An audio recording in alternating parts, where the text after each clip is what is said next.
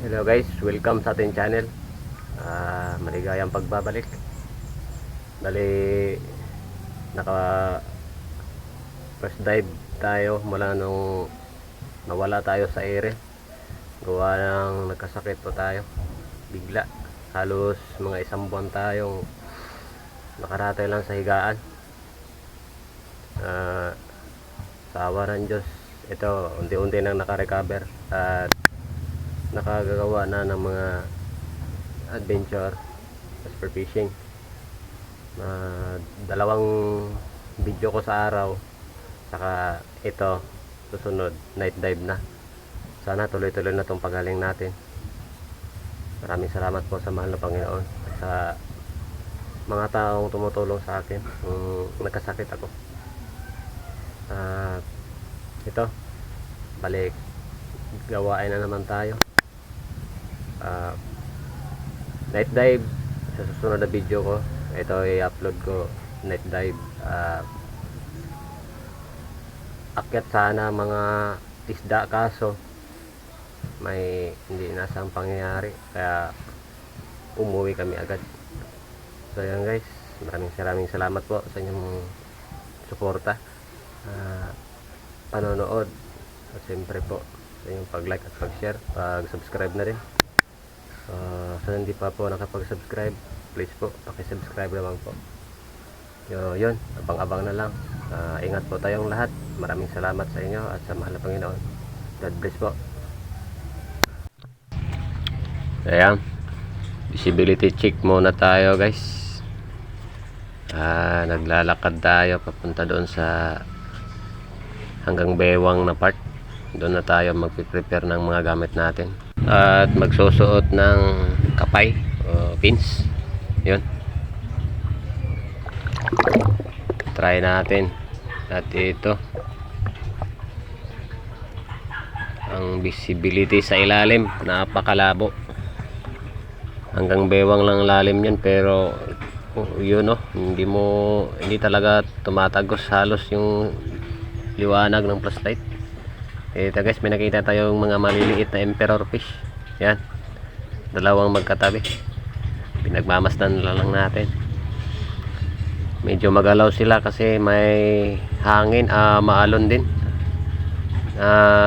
amihan, kaya siguro mas lumalabo pa yung tubig dito. Kasi sa part na to guys, itong pinamamanaan natin, malapit lang to sa sabang, yung sapa na katabi lang din sa lugar namin, at napapadalas yung pagbaha, kaya lumalabo yung tubig ng sapa papunta dito. At ito na yun, grabe, napakalabo talaga. Kaya tatry natin kung makadilensya ba tayo, kasi parang ewan ko. Ito guys, nasa isang dipan na part na tayo sa may batuhan. May nakita tayong full stripe na isda. Ayan, pass muna yan, hindi muna yan target natin. Ito, may nakita na rin tayong ubod, eel. Yun, hindi pa siya ganun kalalaki, kaya tinitingnan na lang natin. Gusto ko sanang alisin yung parang bulaklak na yan, kaso nakanganga, baka kagatin pa tayo, mahirap na. So ito guys, merong impero, katabi yung sea urchin na iksi lang yung tinik. Ayan. Pero hindi pa pwedeng kunin, maliit pa talaga.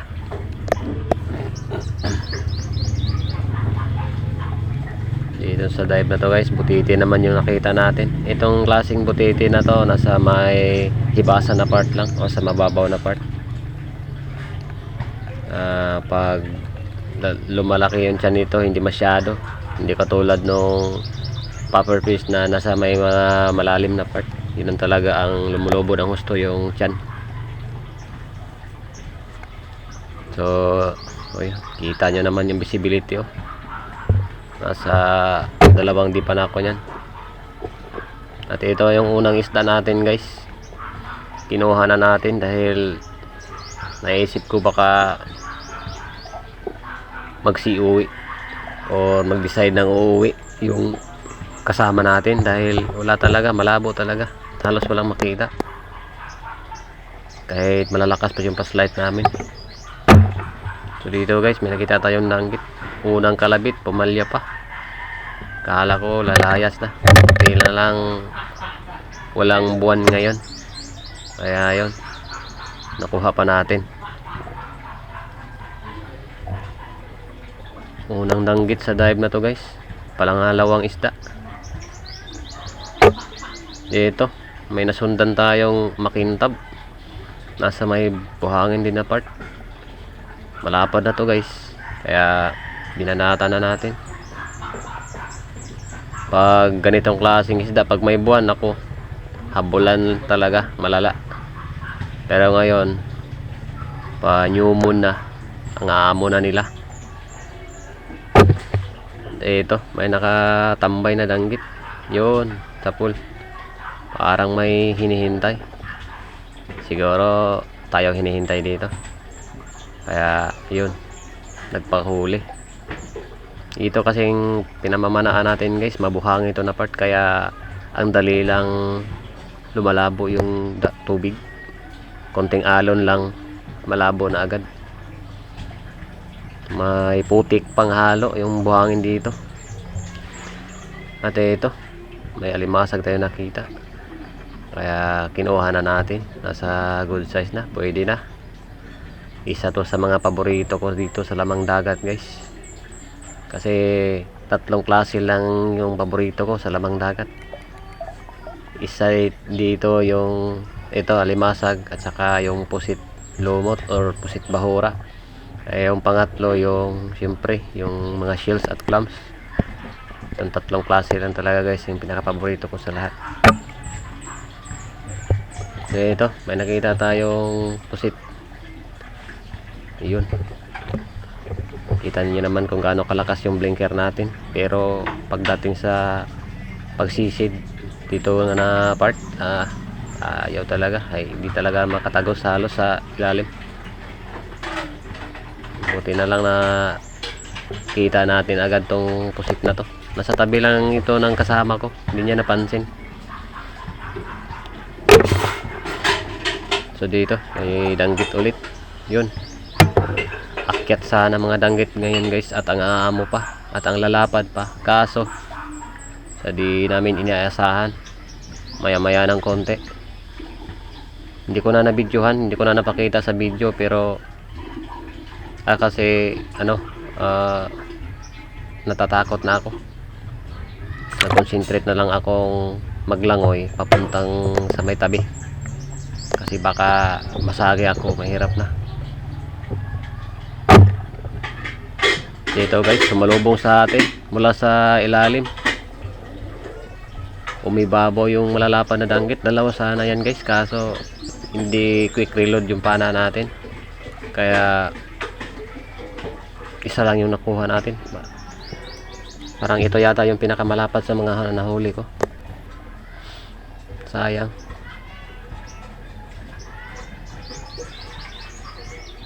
Hindi natin nakuha yung isa.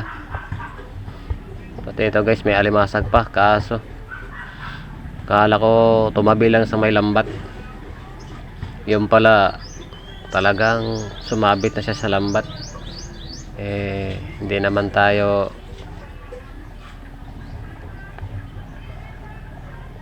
abusado, kaya pinitiwan na lang natin at pinabayaan. Sayang naman yun, pero na-realize ko na baka hindi na yun babalikan na may-ari, kasi sira na yung pukot. Nagsisisi pa ako, ba't ko na iniwan yun, sana kinuha ko na lang, mamamatay din yun, kasi yung pukot na-realize ko na sira na pala at di ko na binalikan. At ito, tinakapa ko yung buhangin kasi may nakita ko na mas malaki pa sana ang alimasag, kaso hindi ko na talaga nakita, lumubog bigla. So dito guys, may aluman tawag dito sa amin ng isdang to, may Dat kasi siyang itim. Yan. Anong tawag dito sa lugar nyo?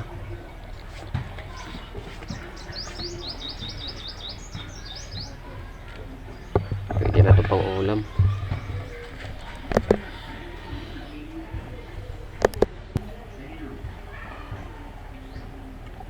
Hindi pa kasi tayo makasisid ng medyo mas malalalim-lalim pa. Kasi po, kakagaling lang natin. Di pa pala. Unti-unti pa pala naka-recover. Ito guys, magkatabing danggit. Yun. Double kill. Maraming salamat Panginoon. Thank you po sa biyaya. Sigurado na pong makaulam nito bukas. At ang lalapad pa. Thank you Lord.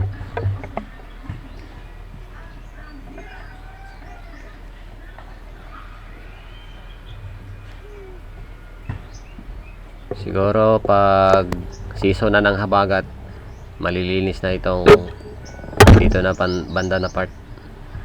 Kasi maalo na. Mawawala na itong mga putik. Ito pa guys, dalawa din niya magkatabi sana, magkasama. Buti na lang lumapit yung kasama natin. Hiniram ko yung pana niya. Binalikan ko yung isa. Hindi ko na na-videohan kasi nagmamadali na tayo. Kasi paalis na yung isda. At yung huli nating isa, binigay ko na rin sa kanya. Pangdagdag niya. Ito guys, may napana tayong samin-samin. Makintab din na isda. So, first time ko pala makapana nito. Para siyang banak. Yun o. First time ko pala makakita kasi kadalasan na napapana natin, nahuhuli natin. Malapad yung katawan at manipis. Ito, mabilog yung katawan at mahaba. Yun, malaki na yun. Malaki na ito guys. Buti hindi nakapunit kasi sa tiyan tinamaan. Madulas kasi itong kaliskis niya, kaya pagkatama ng pana do maplis papunta sa tiyan.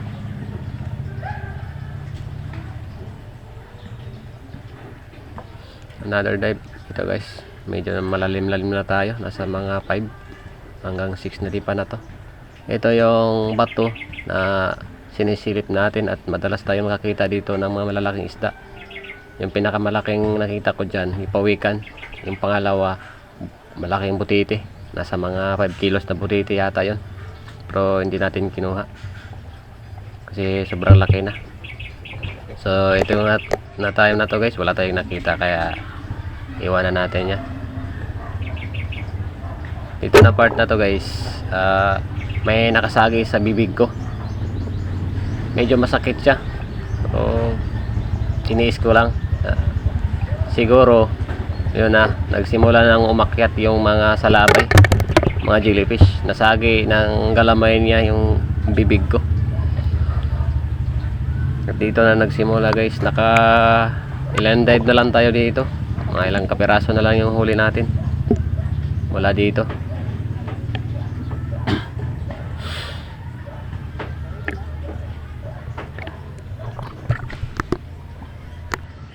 Sayang, ang dami pa sanang panain. Lalo na mga danggit. Akyat ng mga danggit. Ito guys, may napana tayong tribali. Yun. Talakitok. Buti nakachamba tayo ng isa. Hindi ko na nakuna ng pagpana kasi paalis na siya. Kaya binanatan ko na. Saka ko na inon yung camera pag na tinamaan na. Yun. May pangdagdag na. Alright, maraming salamat po sa inyong lahat. Sa mga solid viewers, supporters natin, subscriber. Sana tuloy-tuloy na tong pagaling natin guys, para makagawa pa tayo ng mga marami pang video, mga content, at mapasayang po ko pa kayo. Ito na yung panghuling danggit natin guys.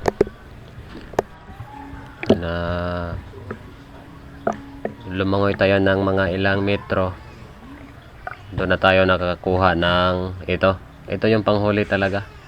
Nasa tabi na tayo guys, hindi ko na nakunan yung pagpana at saka yung pag-angat ko dahil ang daming jellyfish na nasa bandang ibabaw ko at ang lalapit na sa akin.